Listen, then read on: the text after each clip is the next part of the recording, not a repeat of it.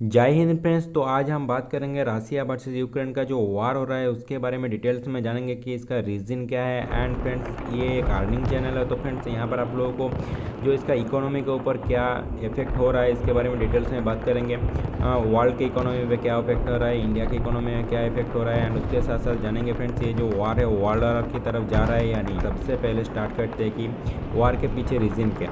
तो शुरुआत से स्टार्ट करते हैं 2014 से। तो फ्रेंड्स यहाँ पर 2014 में क्या हुआ था।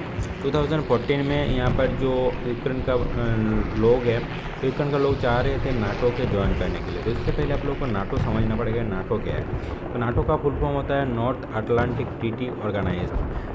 तो नाटो के अंदर गाइस यहाँ पर America, Britain, France, Germany, Italy जैसा बड़ा बड़ा जो कंट्रीज़ है इसके अंदर है। एंड इसका जो कंडीशन है गाइस, इस संस्था का जो कंडीशन है ये रखा गया है कि नाटो के अंदर जितना भी मेंबर है 27 मेंबर है फिलहाल। इस 27 कंट्रीज़ के किसी भी कंट्रीज़ के ऊपर अगर हमला हुआ तो 27 मिल के वो कंट्री के ऊपर हमला कर देगा, ठीक है। 2014 में जो प्रेसिडेंट था पेट्रो, तो भाई पेट्रो जो था नाटो के खिलाफ था कि नाटो नहीं ज्वाइन करना। तो गाइस पेट्रो के ऊपर खुद के ही कंट्री में यहाँ पर विरोध हो गया एंड पेट्रो जो है भाग के रसिया चला गया। एंड अगर मैं इंटरनेशनल पॉलिटिक्स की बात करूँ तो रसिया एंड अमेरिका जो है बेंस दोनों एक दूसरे के कॉम्पिटिटर है इंटरनेशनल। अगर पॉलिटिक्स की बात किया जाए तो गाइस रसिया कभी भी नहीं चाहेगा कि नाटो जैसा जो संस्था है जिसका हेड आप बता सकते हैं कि अमेरिका, फ्रांस एंड जर्मनी ये सब बड़े बड़े कंट्रीज़ करता है। एंड नाटो का जो ट्रूप्स है अगर रसिया के बिल्कुल में बॉर्डर में आ जाएगा तो किसी को भी नहीं अच्छा नहीं लगेगा। जैसे मैं एक एग्जांपल की तरफ लेता हूँ, जैसे चाइना एंड भारत के जो कंडीशन है कुछ अमेरिका एंड रसिया जैसा ही है कि एक दूसरे के कंप्यूटर है। एंड चाइना यहाँ पर श्रीलंका का जो हम्बनटोटा बंदरगाह है वहाँ पर अपना पोर्ट सोना अड्डा विकसित कर रहा है। तो यहाँ पर इंडिया के लोगों को कभी भी अच्छा नहीं लगेगा, ऐसा ही रसिया को अच्छा नहीं लगा गाइस। एंड यहाँ पर रसिया ने तभी 2014 में ही यहाँ पर वार्निंग दिया था कि नाटो में ज्वाइन ना होने के लिए। तो यहाँ पर 2014 में ज्वाइन होने का जब बात हो रहा था तब रसिया ने यहाँ पर यूक्रेन का एक जगह है नीचे की तरफ, यहाँ पर ब्लैक सी के पास देख सकते क्रीमिया करके, मैं यहाँ पर ट्राई कर रहा हूँ आप लोगों को शो करने के लिए। तो क्रीमिया में अटैक किया था एंड क्रीमिया को यहाँ पर जो है रसिया के अंदर का अंतर्भुक्त कर लिया था। तो 2014 में उसके बाद जो है यूक्रेन ने बताया था कि वो नाटो नहीं ज्वाइन कर रहा है। 2015 में ये जो है एग्रीमेंट साइन हुआ था। उसके बाद 2017 में गाइस फिर से यूक्रेन का जो जेलेंस्की जो नया प्रेसिडेंट है तो उन्होंने बताया कि वो लोग जो है नाटो ज्वाइन करना है। तब से जो है रसिया का यहाँ पर स्टैंड ऑफ क्लियर हो गया था कि यूक्रेन के ऊपर हमला करने वाला है। पर उसके पहले बहुत सारा तैयारी किया रसिया ने। तो क्या क्या तैयारी किया उसके बारे में डिटेल्स में बात करेंगे गाइस। जब इकोनॉमी के ऊपर आएंगे ना कि भाई इकोनॉमी के ऊपर कैसा कैसा तैयारी किया है रसिया ने अटैक करने से पहले इस 5 सालों में, तो आप लोग को क्लियर हो जाएगा भाई 5 साल क्यों लगे रसिया को अटैक करने के लिए इतना छोटा सा देश के ऊपर, ठीक है। 2014 में और एक चीज़ यहाँ पर हुआ था, यहाँ पर 2014 में जो G8 कंट्रीज़ होता है वहाँ से यहाँ पर जो आप लोगों को रसिया को हटा दिया गया था। तो G8 कंट्रीज़ में कौन सा देश आता है, यूके आता है, यूएस आता है, कनाडा आता है, Germany, France, Italy and Japan आता है, जो कि बड़ा जीडीपी जिन लोगों के पास है उन लोगों को G8 कंट्रीज़ में रखा गया था, वहाँ से रसिया को हटा दिया था। उसके बाद गाइस रसिया ने क्या क्या प्रिपरेशन ली उसके बारे में बात कर लेते हैं चलिए। तो सबसे पहले रसिया ने जो 2022 में एंड में आकर किया है वो किया है कि गाइस रसिया ने जो यूक्रेन के अंदर 2 राज्य था, यहाँ पर 2 स्टेट था, लुनास्क एंड डोनास्क, इसको जो है अलग देश का दर्जा दे दिया। तो गाइज़ इससे हुआ ये कि रसिया के ऊपर जो इंटरनेशनल प्रेशर आने वाला था वो आना बिल्कुल भी ख़त्म हो गया। कैसे आप लोगों को समझाता हूँ। तो इसके लिए आप लोगों को सबसे पहले यूएनओ समझना जरूरी है। तो यूएन क्या होता है गाइज़, जब सेकेंड वर्ल्ड वॉर ख़त्म हुआ था तब जो सेकेंड वर्ल्ड में जो विजेता देश था, जो लोग विन किए थे सेकेंड वर्ल्ड वॉर को, तो उन लोगों ने मिलकर एक ऐसा संस्था बनाया जहाँ पर थर्ड वर्ल्ड वॉर को रोकने के लिए सब ट्राई करने के लिए यहाँ पर बनाया गया था यूएनओ। तो यूएनओ के अंदर जो आर्टिकल नंबर 7 है वहाँ पर एक दिया गया है गाइस, प्रावधान दिया गया है जहाँ पर बताया गया है कि कोई सा भी कंट्री के अंदर कोई सा भी स्टेट अगर अलग होना चाहता है तो दूसरे देश उन लोगों को सैन्य मदद कर सकता है। बस इसी आर्टिकल का फ़ायदा उठाया रसिया ने। तो गाइस यहाँ पर यूएनओ के अंदर वीटो पावर रहता है। वीटो पावर के बारे में आप लोगों को थोड़ा समझा देता हूँ। वीटो पावर यूएनओ के अंदर है 5 लोगों के पास, जो कि स्थायी मेंबर है यूएन का। तो ये कौन सा देश है गाइस, रसिया है, अमेरिका है, चाइना है, फ्रांस है एंड ब्रिटेन है। 5 देश है जिन लोगों के पास वीटो पावर है। तो वीटो पावर क्या होता है गाइस, यूएन में टोटल जो कंट्रीज़ है लगभग 170 के आसपास है। इन 170 जो कंट्रीज़ हैं 170 कंट्रीज़ का आधा से ज़्यादा कंट्रीज़ का सहमति होना चाहिए। किसी भी अगर अपील को यहाँ पर एग्रीमेंट देना है तो यहाँ पर आधा का जो है यहाँ पर सहमति होना चाहिए। उसके साथ साथ जो 5 स्थायी मेंबर हैं उन लोगों को 5 का सहमति होना चाहिए। पर यहाँ पर रसिया ने यहाँ पर वीटो पावर का अपना इस्तेमाल किया। अगर कोई सा भी स्थायी जो सदस्य है उनमें से कोई एक स्थायी सदस्य ने भी अगर वीटो कर दिया तो वहाँ पर वही प्रस्ताव वहाँ पर रद्द हो जाता है। तो रसिया ने जो है यहाँ पर दिखाया गया कि आर्टिकल जो 7 है यूएन के अंदर, आर्टिकल 7 का यहाँ पर उल्लंघन हो रहा है रसिया के विरुद्ध, तो इसलिए रसिया ने यहाँ पर वीटो कर दिया था। एंड यहाँ पर चाइना एंड इंडिया ने कोई सा भी यहाँ पर भाग नहीं लिया था, क्योंकि यहाँ पर अस्थायी मेंबर में अभी इंडिया एंड चाइना भी है, तो उन लोगों ने कोई सा भी यहाँ पर जो है भाग नहीं लिया। यहाँ पर किसी को सपोर्ट नहीं किया, ना तो रसिया को किया ना तो यहाँ पर यूक्रेन को किया, क्योंकि भाई इंडिया का यहाँ पर स्टैंड ऑफ क्लियर है कि किसी भी साइड में नहीं जाना है, ना तो अमेरिका के साइड में जाना है ना तो रसिया के साइड में जाना है। तो अभी यहाँ पर आप लोग क्लियर हो गया कि यहाँ पर जो है एक्चुअल में जो क्राइसिस है क्या है यूक्रेन के एंड रसिया के अंदर, जो मतलब किस चीज़ से लेकर वॉर स्टार्ट हुआ है। रसिया ने और एक बात क्लियर कर दिया है, यहाँ पर रसिया ने बताया है कि यूक्रेन को लिखित में देना पड़ेगा कि यूक्रेन इन फ्यूचर कभी भी नाटो का मेंबर नहीं होगा। एंड गाइस उसके साथ साथ यूक्रेन के उत्तरी में जो नाटो कंट्रीज़ है, मतलब नाटो के साथ संयुक्त हुआ जो कंट्रीज़ है, इस्टोनिया, लातविया, लिथुआनिया, इन सभी कंट्रीज़ को अंदर से जो नाटो का फोर्स है उसको पीछे हटाना पड़ेगा। रसिया का ये दो शर्त है, अगर मान लेता है तो रसिया जो है यूक्रेन को अलग स्वाधीन देश रहने देगा एंड यूक्रेन के अंदर से रसिया का जो फोर्स है विथड्रॉ कर लेगा। तो भाई इस जो सिचुएशन दो कंडीशन दिया गया है, दोनों कंडीशन का कोई सा भी कंडीशन जो है यूक्रेन मानने के लिए तैयार नहीं। एंड इसके लिए गाइस आज के दिन में 28 फरवरी को जो है रसिया ने बोल दिया था कि रसिया का जो परमाणु अटैक भी हो सकता है। परमाणु का जो स्क्वाड है रसिया का परमाणु स्क्वाड, उसको जो है हाई अलर्ट पे रखने के लिए बोल दिया है जो यहाँ पर उन लोगों का मिनिस्ट्री से। एंड भाई व्लादिमीर पुतिन ने भी यहाँ पर सेम चीज़ बोला था। ताई बोलता हूँ भाई आते हैं कि इकोनॉमी पर क्या इफेक्ट पड़ रहा है, एक कंट्री पकड़ के चलेंगे एंड इकोनॉमी पर उसका क्या इफेक्ट पड़ने वाला है उसके ऊपर डिपेंड करेंगे। सबसे पहले बात करेंगे यूक्रेन के ऊपर। तो भाई यूक्रेन का जो इकोनॉमी चौपट हो गया, पूरा का पूरा देश बचेगा नहीं, उसके बारे में यहाँ पर जो अभी संदेह है कि भाई देश बचेगा या नहीं। तो उसके बाद चलते हैं रसिया के ऊपर। तो भाई रसिया के ऊपर जो है बहुत प्रॉब्लम यहाँ पर होने वाला है, क्योंकि अमेरिका एंड जो यूरोपियन कंट्रीज़ है बहुत सारा यहाँ पर सैंक्शंस लगाया गया है रसिया के ऊपर। तो बड़े जो चीज़ हुआ है रसिया के ऊपर उसके बारे में थोड़ा सा बात कर लेते हैं। तो जर्मनी के साथ जो गैस पाइपलाइन का रसिया का यहाँ पर 15 से 20 बिलियन डॉलर का जो एग्रीमेंट साइन हुआ था वो जर्मनी ने कैंसिल कर दिया है फ़िलहाल के लिए। उसके बाद गाइस यहाँ पर जो है और जो स्विफ्ट जो सिस्टम है, स्विफ्ट सिस्टम से रसिया को हटाया दिया गया है। तो भाई स्विफ्ट सिस्टम क्या होता है एंड इसके बारे में थोड़ा सा पहले जान लेते हैं। स्विफ्ट सिस्टम गाइस, जैसे अगर इंडिया के अंदर आप कोई सा भी ट्रांजेक्शन करना चाहेंगे तो इसके लिए आप लोगों को दो चीज़ का ज़रूरत पड़ता है। एक तो होता है IFSC कोड। अगर आप बैंक ट्रांसफ़र करना चाहते हैं तो IFSC कोड आप लोगों को जरूरी होता है। ये रहता है RBI के अंडर। क्यों होता है गाइस? क्योंकि अगर समझ लिया आप SBI से फंड ट्रांसफ़र कर रहे हैं पंजाब नेशनल बैंक से, तो आपने तो भाई ऑनलाइन ट्रांसफ़र कर दिया, तो पैसा कहाँ से जाएगा? ठीक है, आपने SBI से ट्रांसफ़र कर दिया पंजाब बैंक को। पंजाब बैंक में आप लोगों का अमाउंट शो कर रहा है, पर SBI ने अगर पैसा नहीं देता है पंजाब बैंक को तो यहाँ पर बैंकों का घाटा हो जाएगा। तो इसका रेस्पॉन्सिबिलिटी होता है RBI बोलता है अगर IFSC कोड डालने के बाद आप अगर ट्रांजेक्शन कर रहे हैं तो भाई पैसा जो है RBI SBI से लेगा एंड पंजाब बैंक को देगा।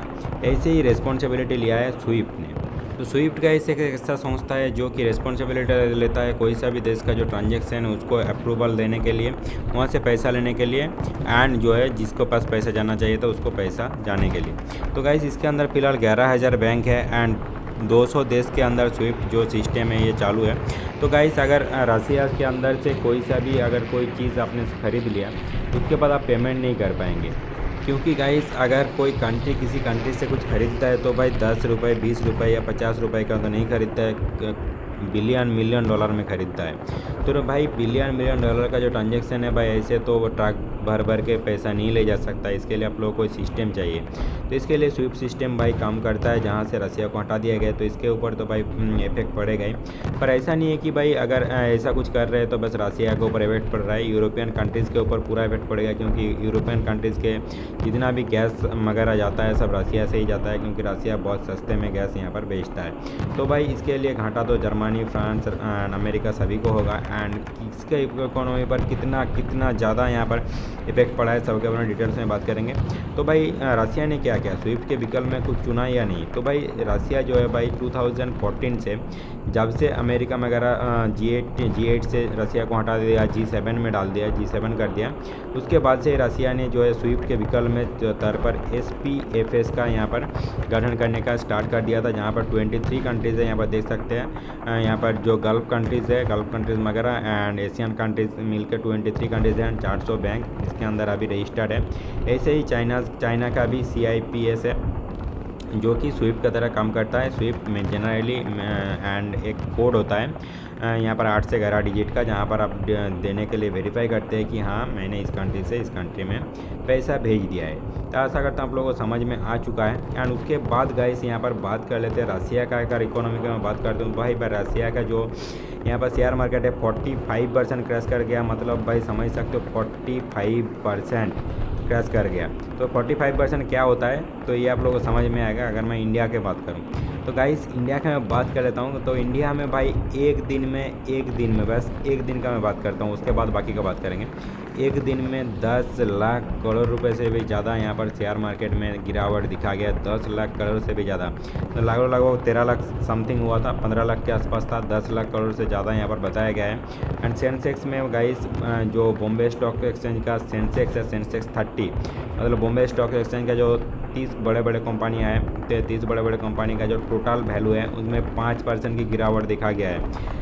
5% होता है 10 लाख करोड़। समझ सकते गाइस रसिया का इतना बड़ा शेयर मार्केट है, वहाँ पर 45% का गिरावट देखा गया है। मतलब समझ सकते हैं कितना हज़ारों लाख करोड़ रुपए का यहाँ पर जो है घाटा रसिया को हुआ है।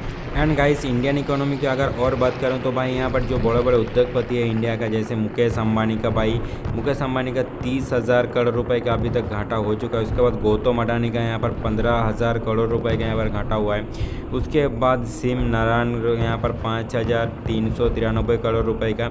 मैं यहाँ पर सिर्फ नारायण का यहाँ पर एक दिन का बता रहा हूँ, एंड बाकी जो है यहाँ पर अपडेटेड नहीं है यहाँ पर मेरा पिक्चर में, पर यहाँ पर जो है मैं लाइव इन्फॉर्मेशन बता रहा हूँ आप लोगों को। 30,000 करोड़ रुपए मुकेश अंबानी का एंड गौतम अडानी का यहाँ पर लगभग 15,000 करोड़ रुपए का। एंड बाकी का यहाँ पर दिया गया है, देख सकते हैं मैंने सब यहाँ पर पहले से निकल के रखा है, एंड आप चेक कर सकते हो। उसके बाद निफ्टी बैंक जो है 5.79% यहाँ पर घट चुका है गाइस। निफ्टी बैंक 5.79, मैं बोल रहा था 5%, अभी लाइव अपडेट में और थोड़ा नीचे आ गया है। एंड उसके बाद गाइस बाकी देख सकते हैं निफ्टी का सब कुछ यहाँ पर दिया हुआ है। एंड यहाँ पर जो है बड़े अगर कंपनी की बात करूँ तो गाइस यहाँ पर TCS का यहाँ पर जो है 53,000 करोड़ रुपए के यहाँ पर घाटा हुआ है। उसके बाद HDFC बैंक का 46,000 करोड़ रुपए के यहाँ पर घाटा हुआ है। एंड गाइस यहाँ पर रसिया का अगर इंपोर्ट एक्सपोर्ट की बात करूं यहाँ पर, तो रसिया जो है मेनली यहाँ से रसिया से जाता है गाइस गैस जाता है, नेचुरल गैस, एंड उसके साथ साथ गेहूँ। तो गाइस ये सब जो है यूरोपियन कंट्रीज़ में यहाँ पर रसिया सेल करता था, पर अभी जो है सैंक्शन के चलते यूरोपियन कंट्रीज़ में ये सब रसिया सप्लाई नहीं कर पाएगा। तो रसिया का जो इकोनॉमी है भाई इसलिए 45% एक दिन में गिरा है। मतलब समझ सकते हैं भाई कितना ज़्यादा नुकसान हो रहा है रसिया के अंदर। एंड रसिया के अंदर जो है पब्लिक भी यहाँ पर प्रोटेस्ट कर रहा है, पर इसको जो है रसिया ने अभी तक जो है दबा के रखा है। उसके साथ साथ गाइस रसिया में और एक बहुत इंपॉर्टेंट चीज़ पाया जाता है, जो कि होता है पैलेडियम धातु। तो पैलेडियम धातु जो पेट्रोल कार्स है गाइस, पेट्रोल कार्स के अंदर से पेट्रोल जलने के बाद गैस जो यहाँ पर होता है, गैस को यहाँ पर वाटर वेपर में चेंज कर देता है। एंड गाइस ये जो इसका कीमत है बहुत ज़्यादा होता है। इसका कीमत इतना होता है, तो अगर मैं बात करता हूँ 10 ग्राम पैलेडियम धातु का, तो 72,184 रुपये में आता है। एंड गाइस यहाँ पर मतलब समझ सकते हैं भाई कितना ज़्यादा यहाँ पर इसका अभी जो है दिक्कत होने वाला है पेट्रोल कार्स वगैरह यहाँ पर बनाने के लिए। एंड इसका कीमत भी बहुत बढ़ जाएगा, क्योंकि रसिया इसका एक्सपोर्ट नहीं करने वाला है। रसिया इसका सबसे बड़ा एक्सपोर्ट आता है। तो गाइस यहाँ से आप लोगों को पता चल ही रहा है कि रसिया का जो इकोनॉमी है कितना ज़्यादा गिरा है। एंड रसिया का अगर लॉसेस का मैं बात करूँ तो रसिया का यहाँ पर सूत्रों से यहाँ पर पता चल रहा है कि भाई 5300 ट्रूप्स यहाँ पर रसिया का अभी तक यहाँ पर जो है मारा जा चुका है। 29 प्लेन्स यहाँ पर क्रैश हो चुका है, 29 हेलीकॉप्टर क्रैश हो चुका है, 191 टैंक्स यहाँ पर उड़ाया दिया गया है, 74 आर्टिलरी पीसेस यहाँ पर ख़त्म हो चुका है। रसिया का 816 आर्मर्ड पर्सनल कैरियर जो है आर्मर्ड पर्सनल जो कैरियर था ये सब जो है रसिया का अभी तक भाई यहाँ पर क्षति हुआ है इस युद्ध के दौरान। एक बांक system, 21 grenade system, 291 car, 60 fuel tanks, 3 drones and 5 antiaircraft warfare जो है यूक्रेन की तरफ से न्यूज़ है कि यूक्रेन ने ये सब रसिया का ध्वस्त किया है अभी तक का यहाँ पर ऐसा पता चल रहा है।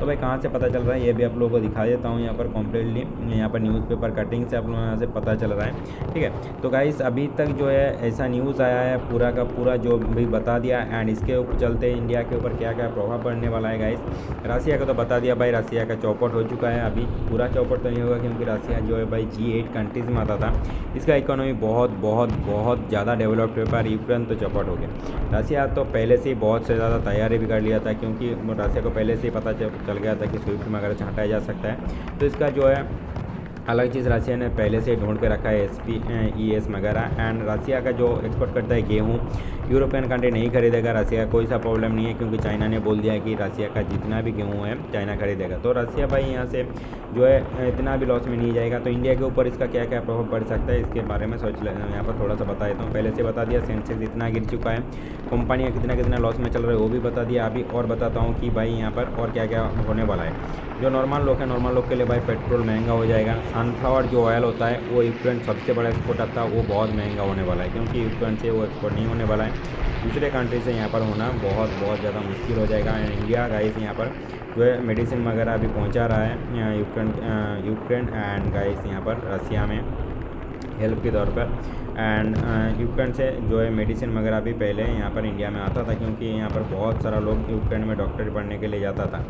एंड गाइस उसके साथ साथ अगर मैं बात करूँ और ज़्यादा न्यूज़ की एंड यहाँ पर अपडेट की, तो गाइस यहाँ पर अभी वर्ल्ड वॉर होने वाला है या नहीं इसके बारे में थोड़ा सा आप लोगों को समझना चाहिए कि हो सकता है या नहीं। उससे पहले गाइस और एक चीज़ के बारे में थोड़ा सा बात कर लेता हूँ इकोनॉमी के ऊपर, यहाँ पर जो छूट गया था जो कि है पाकिस्तान। तो भाई पाकिस्तान एक ऐसी फूटी किस्मत लेकर यहाँ पर पैदा हुआ है, कैसा ही बोलूँ। तो इसके इन लोगों ने गया था 10,000 करोड़ रुपए का यहाँ पर लोन लेने के लिए यहाँ पर रसिया ने। उसके बाद ही रसिया ने हमला कर दिया यूक्रेन के ऊपर। एंड गाइस जो है पाकिस्तान उस वक्त जो है रसिया में जाकर अटक गया। एंड उसके साथ साथ पाकिस्तान का ज़्यादातर पैसा आता है भाई यूरोपियन कंट्रीज से। तो यूरोपियन कंट्रीज ऐसे ही भाई रसिया के ऊपर यहाँ पर गुस्सा हो गया, तो इसका प्रभाव जो पाकिस्तान के ऊपर देखने के लिए मिला क्योंकि रसिया ने तो भाई एक भी पैसा नहीं दिया पाकिस्तान को। एंड उसके ऊपर भाई अमेरिका ने $4 मिलियन का यहाँ पर पेनल्टी लगा दिया। एंड उसके साथ साथ पाकिस्तान को भी समझना चाहिए था कि भाई पाकिस्तान का ज़्यादातर लोन देता है IMF देता है, जापान देता है, वर्ल्ड बैंक देता है, ठीक है। तो भाई यहाँ पर पाकिस्तान को भी समझना चाहिए था। एंड पाकिस्तान ऐसे FATF का ग्रे लिस्ट में अगर ब्लैक लिस्ट में चला गया भाई एनी चांस, तो पाकिस्तान का यहाँ पर देश यहाँ पर बर्बाद हो जाएगा, ठीक है। किसी भी देश अगर ब्लैक लिस्ट में चला जाता है तो भाई देश बर्बाद हो जाएगा, बिल्कुल बर्बाद हो जाएगा। तो पाकिस्तान को भी यहाँ पर समझना चाहिए था। एंड गाइस यहाँ पर पाकिस्तान को छोड़ ही दीजिए, उसको कभी सुधरने वाला नहीं है। एंड बाकी इंडिया का इकोनॉमी के ऊपर क्या प्रभाव पड़ रहा है बोल ही दिया। तो अभी यहाँ पर बचा रह जाता है कि यहाँ पर जो है अमेरिका के ऊपर क्या प्रभाव पड़ा है। तो अमेरिका के ऊपर जो नैस्डैक है, अमेरिका का सबसे बड़ा शेयर मार्केट है, वहाँ पर जो है 20% गिरावट दिखा गया है अभी तक का 20%। मतलब भाई अमेरिका खुद को भी नहीं संभाल पा रहा है, वॉर से तो दूर हो गया पर यहाँ पर जो है शेयर मार्केट को संभाल नहीं पा रहा है, किसी भी देश नहीं संभाल पा रहा है। एंड इलॉन मस्क के बारे में तो आप लोगों को पता ही होगा। इलॉन मस्क का जो है भाई एक दिन का घाटा है 1 लाख करोड़ रुपए का, 17 लाख करोड़ रुपए का मालिक था, एक दिन में 16 लाख करोड़ रुपए का मालिक हो गया है। मतलब 1 लाख करोड़ रुपए भाई एक दिन में घाटा हो चुका है। तो अभी बात कर लेता हूँ गाइस कि ये वॉर जो है वर्ल्ड वॉर की तरफ जा रहा है कि नहीं। तो भाई गाइस ये वॉर जो है भाई बिल्कुल अगर और थोड़ा दिन चलेगा तो वर्ल्ड वॉर की तरफ चला जाएगा। मैं क्यों ये बता रहा हूँ कि ऐसे इतना ज़ोर से कैसे बता रहा हूँ, तो इसके लिए भाई बहुत सारा रीज़न जिम्मेदार है। तो एक वन बाय वन यहाँ पर पॉइंट आउट करके आप लोगों को बताता हूँ, तो आप लोगों को भी समझने में आसानी होगा। सबसे पहले गाइस नंबर 1 में बात करता हूँ, अगर परमाणु अटैक की बाई एनी चांस रसिया अगर परमाणु अटैक करता है तो भाई जितना भी कंट्रीज़ है नाटो के अंदर और उसके साथ साथ यूएन के अंदर सब मिलकर यहाँ पर रसिया के ऊपर प्रेशराइज करेगा कि भाई परमाणु अटैक कैसे कर सकते हो, क्योंकि भाई परमाणु अटैक मतलब बहुत ज़्यादा जाने जाएगा। एंड उसके साथ गाइस तो उसके साथ साथ जो फाइनेंशियल सेक्टर है and energy and transport sector and guys यहाँ पर जो aircraft spare parts and import technologies visa policy सभी में जो रसिया को बैन किया था यूरोपियन कंट्रीज़ ने, जो कि है नाटो का जो जितने लोग सदस्य हैं, तो इसके ऊपर कार्रवाई करते हुए फ्रांस ने जो रसिया का एक यहाँ पर ट्रांसपोर्ट जहाज़ पकड़ लिया है एंड बताया है कि यहाँ पर जो ट्रांसपोर्ट सेक्टर के प्रतिबंध के चलते रसिया का यहाँ पर जहाज़ पकड़ लिया है। तो गाइस जैसे रसिया को ये बात पता चला, रसिया इंस्टेंटली रिएक्ट किया एंड गाइस ब्लैक सी में जापानीज एक यहाँ पर जा रहा था जहाज़, उसके ऊपर मिसाइल मार दिया। तो गाइस जापान के साथ इसका क्या संबंध है अगर मैं बात करता हूँ, तो गाइस जापान एक ऐसा कंट्री है जो सेकेंड वर्ल्ड वॉर हार गया था, उसके बाद अमेरिका ने जो जापान का सुरक्षा का रिस्पॉन्सिबिलिटी लिया था। मतलब जापान के ऊपर हमला करना, अमेरिका अपने ऊपर हमला करना मानता है। तो जैसे जापान के शिप के ऊपर हमला हुआ तो भाई ये हमला जो है एक बहुत बड़ा महाशक्ति को ललकारना हो रहा है, क्योंकि भाई अगर सेकेंड वर्ल्ड वॉर की अगर बात करता हूँ तो America direct second world war में खुदा नहीं था। जब तक जापान ने उसका पर्ल हार्बर जो यहाँ पर बेस था, पर्ल हार्बर में अटैक नहीं किया था, तब तक यहाँ पर जो है अमेरिका ने सेकेंड वर्ल्ड वॉर में पार्टिसिपेट नहीं किया था। उसके बाद जैसे ही पार्टिसिपेट किया तो भाई इसका जो परिणाम है सभी को मालूम है, जापान का हिरोशिमा एंड नागासाकी में जो है परमाणु बम गिरा दिया था। तो भाई एक बहुत बड़ा शक्ति को ललकारना हो रहा है यहाँ पर। अमेरिका अगर यहाँ पर आ जाता है तो भाई वर्ल्ड वॉर जो है कंफर्म हो जाएगा। उसके बाद लिथुआनिया करके जो कंट्रीज़ है यूक्रेन के उत्तरी साइड में दिखाने के लिए आप लोग ट्राई करता हूँ, ये जो है नेटो का सदस्य है एंड गाइस अगर इसके ऊपर रसिया ने सैन्य कार्रवाई कर दिया तो भाई जितना भी नेटो कंट्रीज है सब मिलकर यहाँ पर रसिया को घेरने के लिए ट्राई करेगा, तब यहाँ पर जो है वर्ल्ड वॉर कंफर्म हो जाएगा। यहाँ पर एक तरफ तो हो जाएगा यहाँ पर रसिया चाइना है, क्योंकि चाइना रसिया का साथ क्यों दे रहा है मालूम है गाइस, क्योंकि चाइना भी यहाँ पर ताइवान के ऊपर कब्जा करना चाहता है। तो अगर रसिया यहाँ पर सक्सेसफुल हो जाता है तो उसके तुरंत बाद ही चाइना यहाँ पर ताइवान के ऊपर सैन्य कार्रवाई कर देगा, ये तो कंफर्म है गाइस। तो यहाँ पर जो है भाई कोई सा भी यहाँ पर मेन अगर बात करते हो तो अमेरिका बिल्कुल भी ऐसा नहीं चाहता है। रसिया यहाँ पर कर सकता है पर यहाँ पर चाइना का रहता है तो भाई अमेरिका का ईगो पे आ जाएगा पूरा का पूरा बात, क्योंकि अमेरिका पहले से बताया जा रहा है कि भाई ताइवान के ऊपर हमला होगा तो भाई यहाँ पर उसका सुरक्षा के लिए यहाँ पर अमेरिका आ जाएगा। तो गाइस अगर ऐसा बात होता है तो यहाँ पर वर्ल्ड वॉर को यहाँ पर रोकना बहुत मुश्किल हो जाएगा, क्योंकि जो देश यहाँ पर जो यूएन बना था वर्ल्ड वॉर रोकने के लिए, यूएन के अंदर जो मेन 5 स्थायी सदस्य है, उन 5 सदस्यों में ही भाई यहाँ पर जो है वो जंग लग चुका है, मतलब वार करने के कगार पर है। तो भाई रोकेगा कौन? उस 5 कंट्री को अगर कोई एक कंट्री भी यहाँ पर वॉर के ऊपर यहाँ पर संयुक्त हो जाता है तो भाई सभी कंट्रीज यहाँ पर संयुक्त हो जाएगा।